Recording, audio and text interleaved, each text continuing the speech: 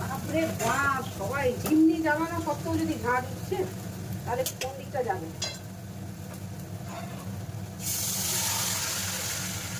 তাড়াতাড়ি রান্না করতে হবে, টাইমের মধ্যে সবাইকে খেতে দিতে হবে।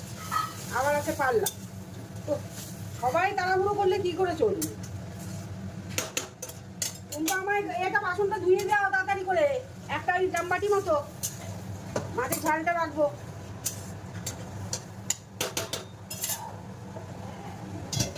একটা দাও আপাতত।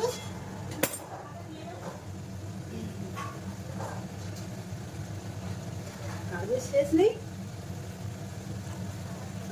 ঘেমে চান হয়ে যাচ্ছি। দেখো বন্ধুরা, গল্প শেষ নেই, আবার সবাই ফোন করে সকাল সকাল এত কাজের চাপে। এটা হচ্ছে অরিজিনাল ব্যাপার মানুষের, দেখা রান্না করা।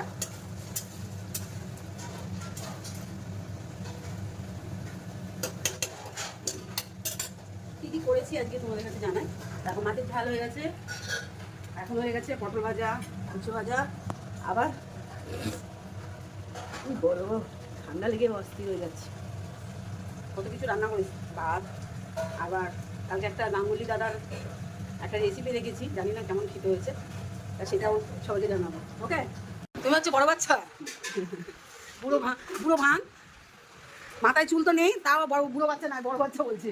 দেখো টুম্পা কি সিচুয়েশন আমার। তারপরে আবার বৃহস্পতিবার আজকে। চলো আজকের মতো সমাপ্ত দিচ্ছি, এইসব রান্না করে তারপর পাল্লা সামলাই। এ দেখো দৌড়াচ্ছে, জাবরের মতো খেয়ে দৌড়াচ্ছে মনে হচ্ছে। কত তাড়াতাড়ি অফিসে গিয়ে পৌঁছাতে পারলাম। এমনি যদি আমার একটা লেবার পেতাম আমি কি খুশি হতাম যে কি বলবো। দেখো কি বলবো গাইজ, দেখো দৌড়াচ্ছে। টুম্পা সব কি যেন বললাম, টিফিন গাড়িগুলো দাও, আমি সব গুছিয়ে নিই, এবার স্নান করতে যাবো। দেখো কটা বাজে, দেখো তাড়াতাড়ি রান্না করতে হবে। দেখো বলি টাইম দেখো, সবাই বলছে খেতে হবে বলে তাই লাইভ বন্ধ করে দিয়েছে। এই মাছটা দিই, দেখো একটু মাছের এটা পটলের সাইডটা সরাও, এখানে দিলেই হবে। ও আচ্ছা, দেখো বরকে স্বামী সেবা করছি, একটু খাই দিয়ে নাও। আজকে তো ডালও করিনি। চলো কি অবস্থা, কোন দিকটা যাবো, রান্না করবো, পার্লার সামলাবো।